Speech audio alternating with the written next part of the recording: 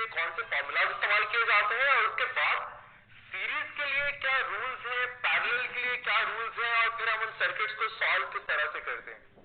Let's start with them.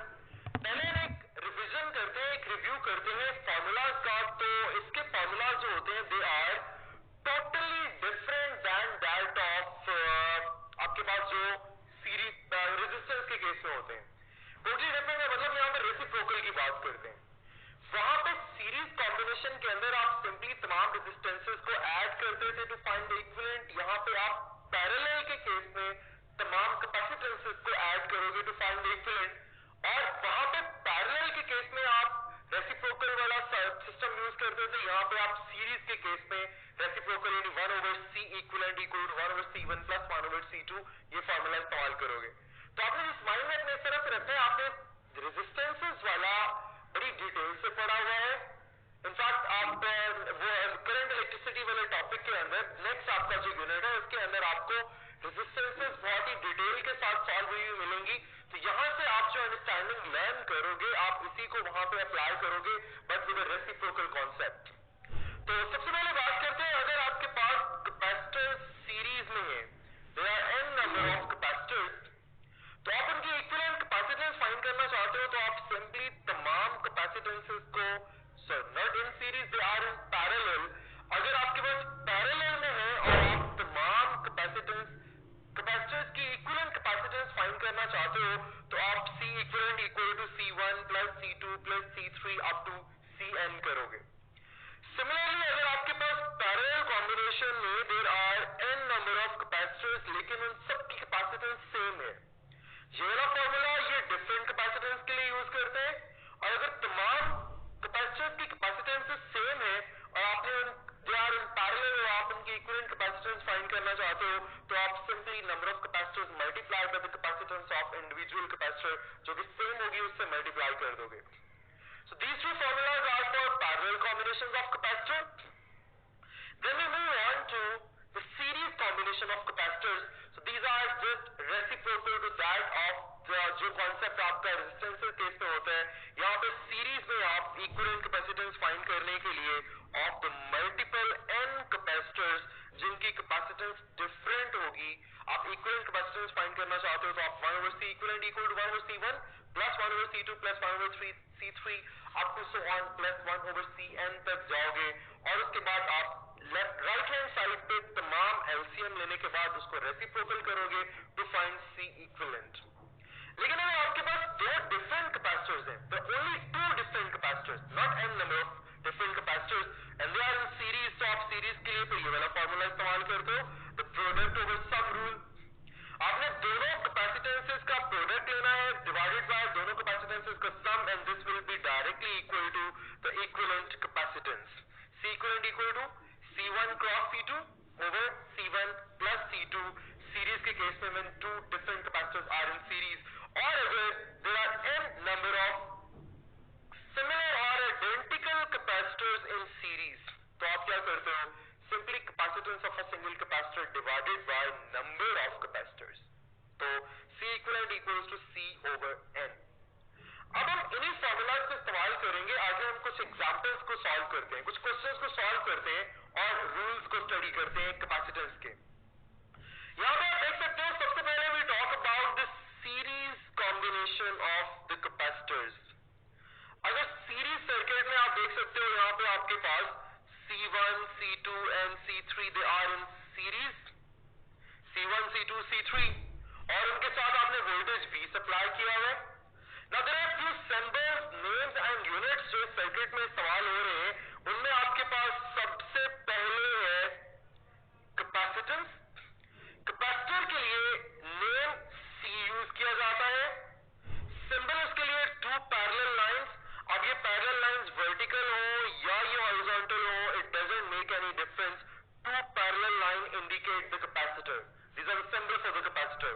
और capacitance के units होते हैं फैराड। इसके बाद वोल्टेज V वोल्टेज को V से इंडिकेट किया जाता है। वोल्टेज का सिंबल आपके पास दो पैरेलल लाइंस ही होती हैं लेकिन ऑफ अनइक्वल लेंथ, जबकि कैपेसिटर के केस में both lines are of equal length. यहाँ पे वोल्टेज के यूनिट्स होते हैं, दे आर वोल्ट्स, और चार्ज के लिए देयर इज नो सिंबल और उसके यूनिट्स होते हैं कूलम। अगर आप सीरीज में कैपेसिटर की बात करते हो, मैं आपको पहले बता के आया हूं कि सीरीज के लिए इक्विवेलेंट कैपेसिटेंस का फार्मूला C1/C इक्विवेलेंट यानी 1/C total equals to 1/C1 plus 1/C2 plus 1/C3, and capacitor formula which connects the charge, capacitance and voltage of the circuit, that is an important formula जो कि आप इन circuits को इस्तेमाल करते हुए mind में रखोगे, not just to find the equivalent capacitance but to find charge across any of the capacitor, to find the equivalent charge in the circuit, to find voltage across any of the capacitor, or to find the equivalent voltage in the circuit. तो आपके पास Q equal to CV is a very important formula. Series के case में आपने ये rule याद रखने कि series में charge across each capacitor is same, क्योंकि करंट सेम फ्लो करते हैं सीरीज के केस में, तो सीरीज के केस में करंट सेम होने का मतलब नंबर ऑफ चार्जेस भी सेम होंगे तमाम कैपेसिटर्स के पास। इस तरह से and equal to the total charge in the circuit, तो जितना आपके पास टोटल सर्किट में चार्ज होगा हर कैपेसिटर के अंदर उतना ही चार्ज होगा if the capacitors are in series। तो ये आपने याद रखना है कि charge in the series capacitor, अगर कैपेसिटर सीरीज में है तो चार्ज इज सेम, और कितना है जितना टोटल चार्ज है आपके सर्किट के अंदर। अब आते हैं पैरेलल के पास। पैरेलल के केस में वी हैव, अगर आपके पास तीन कैपेसिटर्स पैरेलल में है, अच्छा यहां पे आप चेक कैसे करते हो either the capacitors are in parallel और इन सीरीज। एक तो सिंपल जनरल मेथड है, शॉर्टकट मेथड, कि आप देखो जिस पॉइंट पे करंट डिवाइड हो रहा होगा वो पॉइंट, अगर दो कैपेसिटर्स के दरमियान एक पॉइंट पे करंट डिवाइड हो रहा है तो दो capacitors are in parallel. For example यहां से करंट जाता है और करंट जाएगा इस पॉइंट पे, तो it will be divided between, ये C2 C3 की तरफ भी जाएगा और C1 की तरफ भी आएगा, तो इसको हम क्या बोलते हैं, ये पैरेलल में है। अगर करंट डिवाइड ना हो रहा हो, सेम करंट ही फ्लो कर रहा हो तमाम के तमाम कैपेसिटर्स के अंदर, दे आर इन सीरीज। ये तो सिंपल आप इसे एक मैथड से चेक कर सकते हो। वो इज शॉर्टकट मैथड जो कि रेजिस्टेंसेस के केस में भी, लेकिन उसको केयरफुली ऑब्जर्व करना बहुत जरूरी है। अगर आपके पास दो कैपेसिटर्स के दोनों एंड्स आपस में कनेक्टेड हैं, फॉर एग्जांपल अगर आप इस केस में बात करते हो तो C1 और C2 के दोनों एंड्स आपस में डायरेक्टली कनेक्टेड हैं without any interference, without any other connection, यानी यहां पे कोई तीसरा कनेक्शन नहीं होना चाहिए। अगर दो कैपेसिटर्स के दोनों एंड्स आपस में डायरेक्टली कनेक्टेड है, इसका मतलब कि वो दोनों आपस में पैरेलल में है, और अगर उनका सिर्फ एक एंड कनेक्टेड है विदाउट एनी इंटरफेरेंस, जिस तरह से यहाँ पे C1 और C2 का सिर्फ एक एंड कनेक्टेड है, अगर यहाँ पे कोई तीसरा कनेक्शन होता तो फिर ये डायरेक्टली कनेक्टेड नहीं होता, तो तब आप इनको सीरीज में नहीं बोल सकते थे। But now as one end is connected without any interference, तो इसका मतलब है दे आर इन सीरीज। तो ये भी एक मेथड है जिससे आप सिर्फ सर्किट को एनालाइज करके चेक कर सकते हो। The other method is for current, कि करंट अगर डिवाइड हो रहा है आपके पास तो they are in parallel, and current divide नहीं हो रहा, सेम करंट फ्लो कर रहा है, तो दे आर इन सीरीज। तो इस केस में भी आपके पास capacitor indicated by C, voltage by V, charge by Q, इसका सिंबल ये है, बट दोनों केसेस में कुछ भी हो सकता है। पैरेलल और horizontal lines doesn't make any difference, two lines should be यहाँ पे, sorry horizontal and vertical lines doesn't make any difference. यहाँ पे आपके पास दो parallel lines of equal length होनी चाहिए, वो कैपेसिटर को इंडिकेट करेंगी। दो parallel lines of unequal length वो बैटरी को, वोल्टेज को इंडिकेट करेंगी, और चार्ज के लिए कोई सिंबल नहीं है। Capacitance have unit farad, voltage have volt, and charge has coulomb. जबकि आपके पास formula for C total in parallel is simply C1 plus C2 plus C3 up to Cn.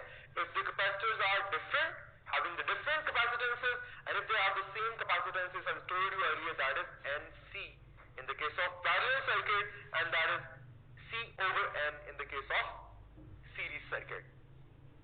आपके पास पैरेलल केस में जो रूल है वो क्या है? पैरेलल के केस में चार्ज सेम नहीं होता, सीरीज के केस में चार्ज सेम होता है।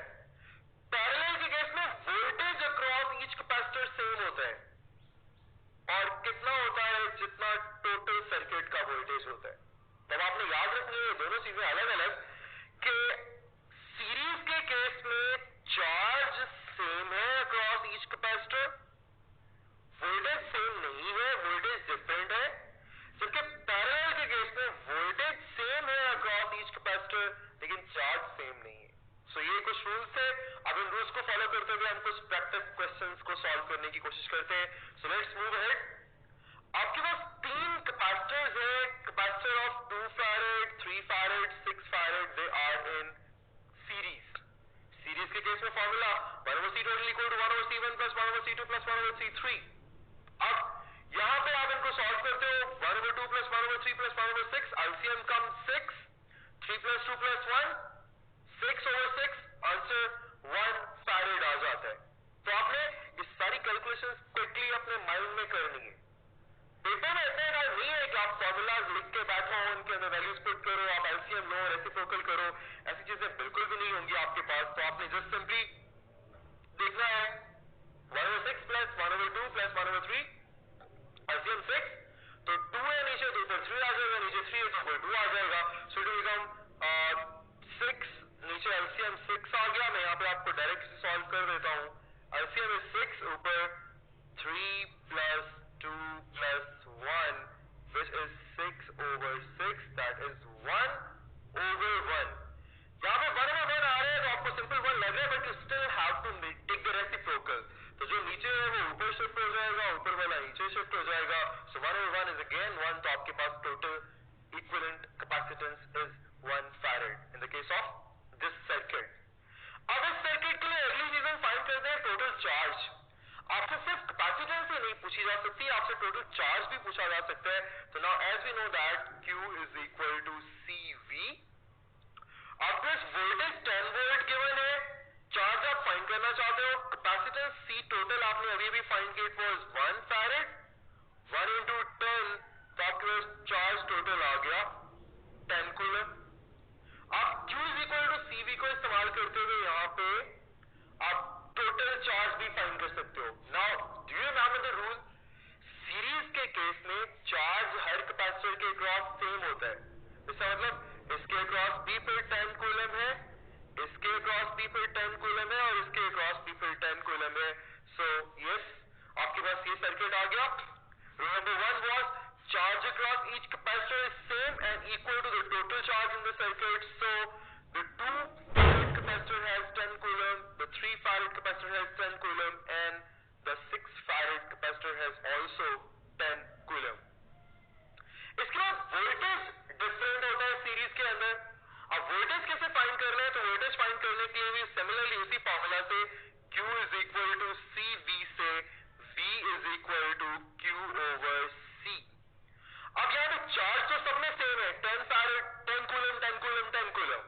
कैपेसिटेंस डिफरेंट है, तो अगर आप V1 फाइंड करना चाहते हो तो for that we would put V1 is equal to Q/C1। Here we have Q1/C1. Q1 was 10 coulomb and C1 was 2 farad. तो आपके पास वोल्टेज आ गया across the first capacitor, that is 5 volt. Okay, इसी तरह से आप फाइंड कर सकते हो C2 के अक्रॉस। C2 is 3 फैरेड, तो 10/3 दैट कम्स 3.3 वोल्ट। और इसी तरह से आपके पास Q3/C3 which equals to 10/6, that is 1.7 volt. तो अब आपके पास यहाँ पे आप लिख सकते हो कैपेसिटर C1 2 फैरेड का था, उसके क्रॉस चार्ज 10 कूलम था और उसके क्रॉस वोल्टेज 5 वोल्ट था। Similarly, after capacitor C2 was of 3 farad, it was in series with 2 farad। Series में है तो इसके ऊपर भी चार्ज सेम होगा 10 कूलम, लेकिन क्योंकि इसका कैपेसिटेंस डिफरेंट है, it will drop different potential, तो इसके क्रॉस पोटेंशियल जो होगा वो 3.3 वोल्ट होगा और 6 फैरेड के क्रॉस 1.7 वोल्ट होगा। यहाँ पे आप एक चीज नोट कर सकते हो, जैसे कि मैं आपको बता रहा था कि कैपेसिटर सर्किट जो है that have the reciprocal behaviour as that of resistance. Resistance के केस में मैक्सिमम वोल्टेज ड्रॉप उस रेजिस्टर के क्रॉस होता है which have the highest resistance। यहाँ पे मैक्सिमम वोल्टेज ड्रॉप उस कैपेसिटर के क्रॉस होता है जो आपके पास लीस्ट कैपेसिटेंस रखता है। तो यहाँ पे आप देख सकते हो 2 फैरेड के क्रॉस 5 वोल्ट सबसे ज्यादा वोल्टेज है, जबकि आपके पास voltage means potential difference you can also say, जबकि आपके पास 6 farad the highest capacitance that keeps 1.7 volt जो कि सबसे कम पोटेंशियल डिफरेंस है। तो यहाँ पे अगर आपके पास कोई इस तरह का कॉम्प्लिकेटेड सर्किट आता है, कॉम्प्लिकेटेड सर्किट के अंदर यू डोंट नो कि आपने आपको सिर्फ वैल्यूज फाइंड करने का टाइम नहीं है, तो आप देख सकते हो अगर आपने वोल्टेज फाइंड करना है तो the highest capacitance would have the least voltage and the least capacitance would have the highest potential difference. Okay, so this was series circuit. अब बात करते हैं parallel circuit की। Parallel circuit में C1, C2, C3 are in parallel. You can simply say सबके ends connected है, current भी divide हो रहा है, तो यहाँ पे ये दोनों आपस में parallel में और फिर ये इसके साथ भी आपस में parallel में, तो इसका मतलब तीनों आपस में parallel है। पैरेलल के केस में C इक्विवेलेंट यानी total capacitance equal to C1 plus C2 plus C3 2 3 6 2 3 is 5 6 11 farad आपके पास आ गया इक्विवेलेंट कैपेसिटेंस। इसके बाद आपने चार्ज फाइंड करना है, तो total charge in the circuit Q is equal to CV। C आपके पास 11 फैरेड है इस केस में और V वोल्टेज इज 10 वोल्ट, तो 10 into 11 आपके पास टोटल चार्ज आ गया 110 कूलम। अब पैरेलल के केस में वोल्टेज तो सेम रहेगा, अगर इधर 10 है तो इधर भी 10 वोल्ट होगा, इधर भी 10 वोल्ट होगा और इधर भी 10 वोल्ट होगा, लेकिन चार्ज सेम नहीं होगा। This would keep the charge Q1, this would keep Q2, this would keep Q3 और 110 कूलम चार्ज तीनों में डिस्ट्रीब्यूट होगा। ना लेट्स चेक दैट यहाँ पे ट्रेंड क्या है। सबसे पहले rule number 2, voltage across each capacitor is same, hence 10 volt 10 volt 10 volt. आगे चलते हैं, but charge is not same, तो Q is equal to CV, Q1 equal to C1 V1, C1 was 2 और V1 तो सबके क्रॉस 10 है, तो 2 into 10 यानी 20 कूलम आपके पास चार्ज आ गया, तो 20 कूलम चार्ज आपके कैपेसिटेंस C1 के अंदर स्टोर्ड है। उसके बाद 10 into 3 यानी 30 कूलम चार्ज आपका कैपेसिटेंस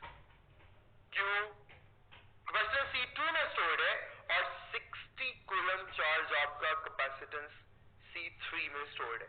तो यहाँ पे ट्रेंड क्या है, the highest capacitance would store the highest charge and the least capacitance would store the least charge.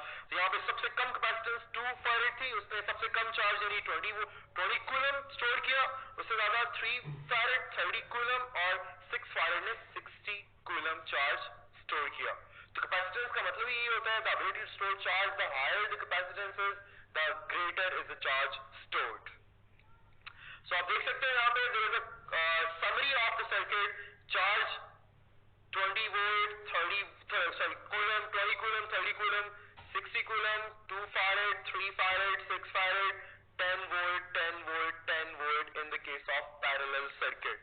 अब आपके पास ये एक और एग्जांपल है जिसमें आपको एक 1 माइक्रोफैरेड मिल रहा है, दूसरा 2 माइक्रोफैरेड, तीसरा 3 माइक्रोफैरेड। सिंपल देखने की जरूरत ही नहीं है, they all are in parallel, मतलब आप तीनों को ऐड कर दोगे तो C1 plus C2 plus C3 C equivalent will be equal to C1 plus C2 plus C3। 0.1 plus 0.2 plus 0.3 आपके पास 0.6 हो जाएगा। So the equivalent capacitance comes 0.6 farad.